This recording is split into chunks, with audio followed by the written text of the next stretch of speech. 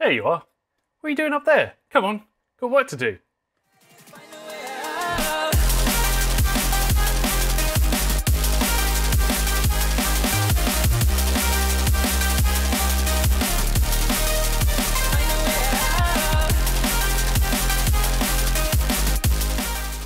Hi there guys, welcome back to another episode of EXCL Garage. So if you watched the last episode, we got the LS into the GT86 here, which was a bit of a momentous occasion, very exciting. And of course now we're just gonna be moving on, trying to get it to a running, driving car. That means installing lots of new parts, lots of lines to be run, wanna get the exhaust manifolds fitted. Let's just take you down and show you around, shall we? And we'll go through all of it. Right, here we are. So if you saw the last episode, you would have seen we now have a big V8 in a GT86. It's all very exciting. Took us quite a number of attempts, but here it is. It's sitting there under its own weight with the T56 gearbox behind it down there. And there's a couple of jobs I want to do to get things moving forward.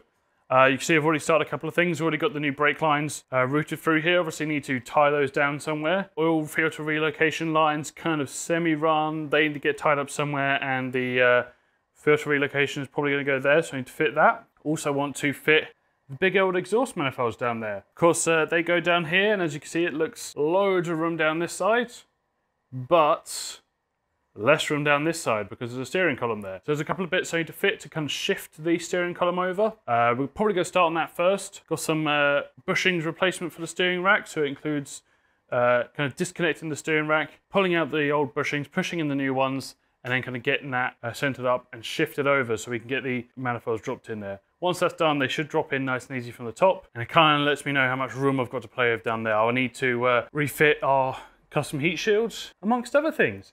So here we go, let's dive into things. Let's get cracking.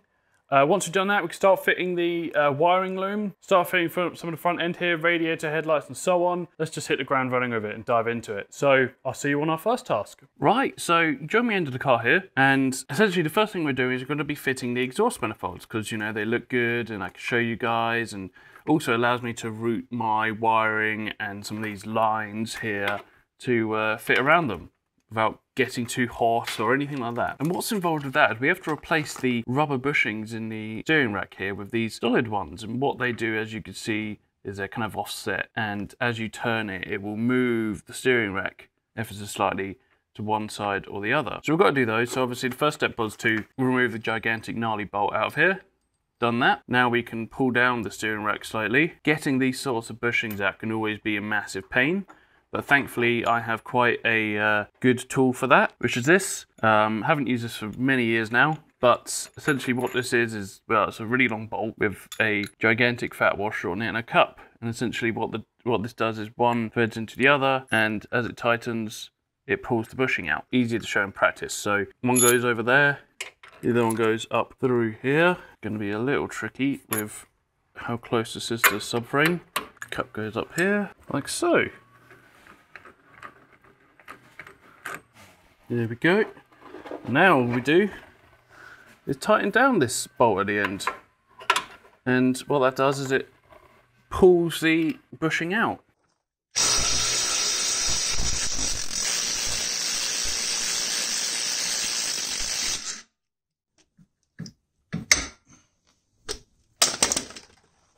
Ta-da! Look at that gnarly thing. NANI?!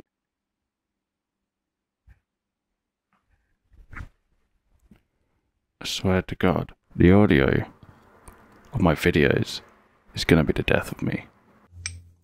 Yeah, it's much easier in the end once I cut off the rubber lip. Started cutting off some of that, obviously cut it all off this side, and that allowed it to come out much easier. Also having the right size tools also helped. Means now I can grab this and get it in there somehow. So, made a bit of grease. I just need to drive it in.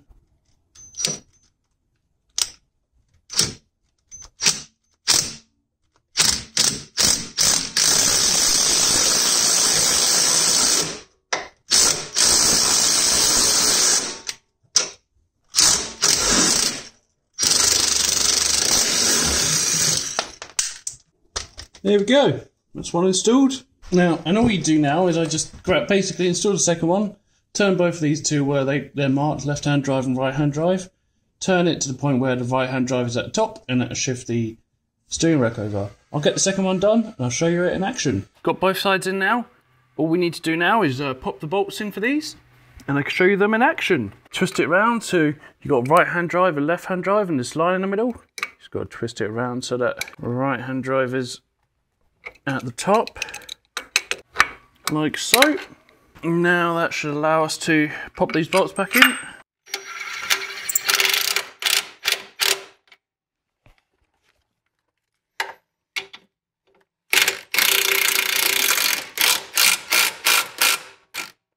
There we have it. The last thing for me to do now is just torque these down. I need to go look up the torque specs, so I'll do that. Let's go to the top side, get these exhaust manifolds fitted, shall we? See you there. Right, here's the moment of truth. Do the exhaust manifolds fit? Let's find out.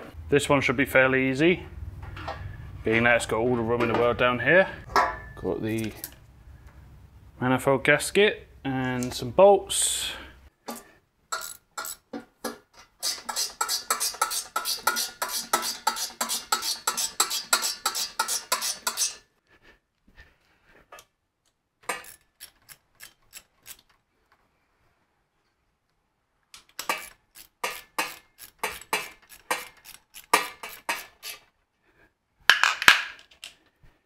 That's one on, but the real tricky one would be this one, the driver's side. So I have to try and sneak it past the steering column now. Oh yes, like a glove. And here we go, let's get a closer look, shall we? Oh yeah. All the room down there, all the room down there, although I do have these lines to contend with, but look at that, loads of room. Looking really good. I'll probably get them coated or wrapped at some point, so they're probably going to come off again, but now I can kind of work around them and work out what room I do and don't have. So I'm really pleased with that. I think there's a few more jobs I've got to get done this episode, so I think we're going to move on to the oil filter relocation kit. Let's dive into it. Right, so of course in the quest to populate the engine bay more, now moving on to installing the remote oil filter relocation kit. Got the lines for it here, and one of them, not that one obviously, one of them I've marked a little black mark. There goes the black mark on there. So that's my way of working them out. And I think I found a fairly good spot for it here. Obviously I liked in the original engine bay how the oil filter was so accessible. So I wanted to kind of recreate that, because why miss out on that? And I got the opportunity to put it literally anywhere. So I think this is a pretty good spot. Of course, there's nothing really going on here on this side. You'll have an alternator here, but I think that's far enough away for this not to be a problem. Route for the lines, you can curl up quite nicely. You don't have to try and bend them or get them into any funny shapes. So yeah, it also uses up an existing bolt hole that was in the chassis rail here. So now I've just got to drill and use a couple of riv nuts to make another couple of holes. So that's what we're going to do now. I've got it bolted up to the one. Obviously you can see it's fairly stable on its own, to be fair. Probably could just use two, but let's give it a go at trying to get these other two on here. Just going to give these a little center punch.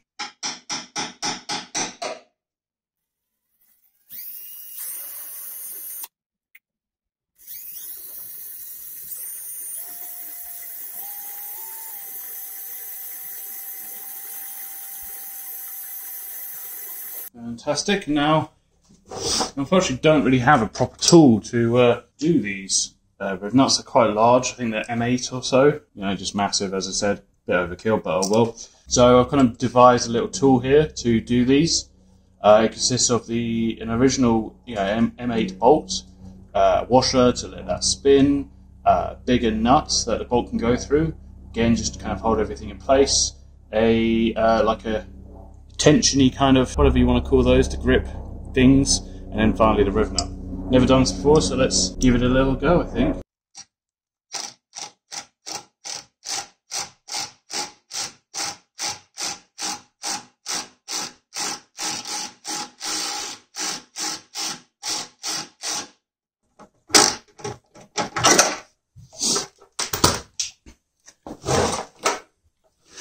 Beauty of this is I can see the other side of the riv nut, so I know when it's done.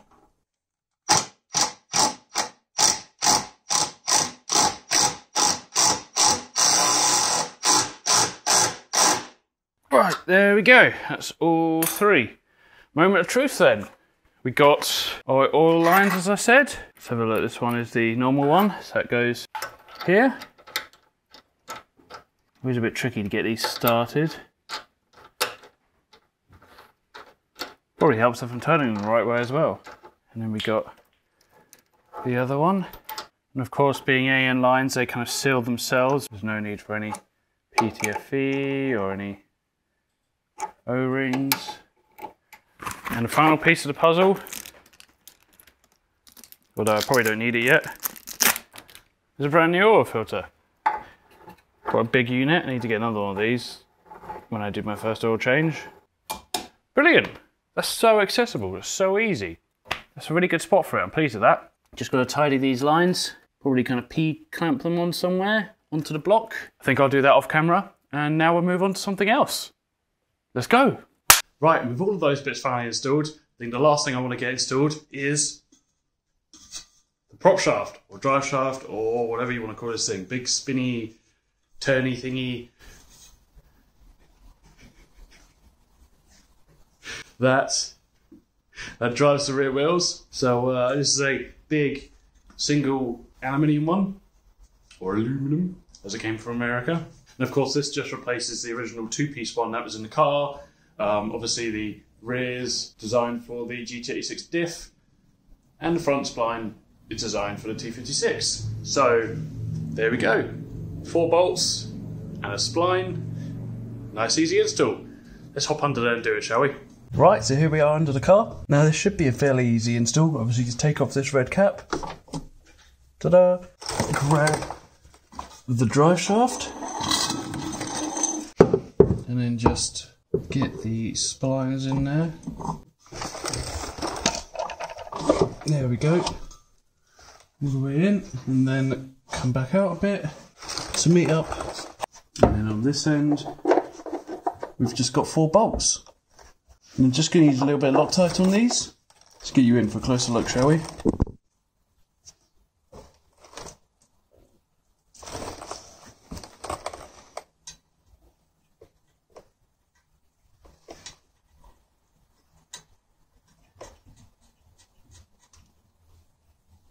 Here we go, there's one. Got another one that lines up here.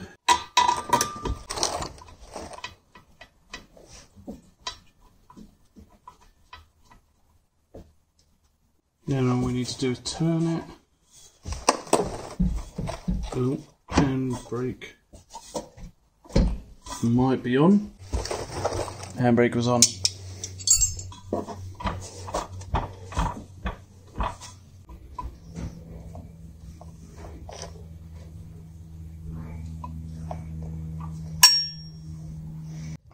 There we go. All done up. You can see the rear wheel turning there. Marvellous. And there we have it, guys. Got a whole lot of parts in the engine bay now. Starting to get a lot more populated. A little bit tighter. But of course, with every new part we add, we're one step closer to having the car running and driving. So that's the main thing. Got a lot of the new parts out of the boxes and onto the car, wrapped around the engine. There's a few bits that I've already kind of decided I need to take off, rejig, make a little bit of clearance for, tidy up, things like that. I'm going to do all of that off camera because it's just the really boring stuff at the end of the day.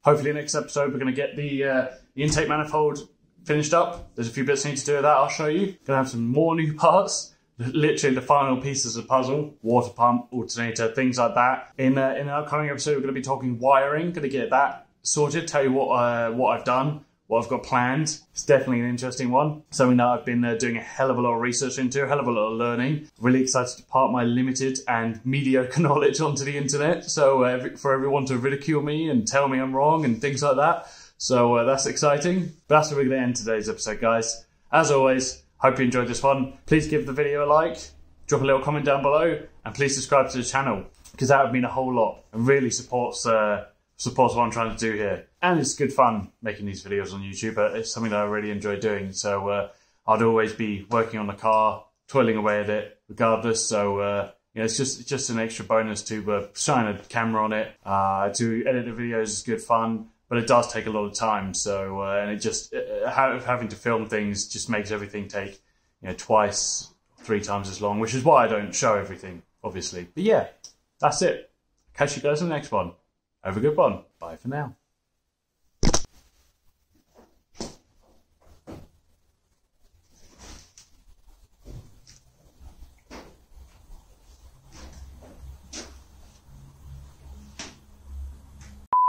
Big spinny, turny thingy. Marvellous.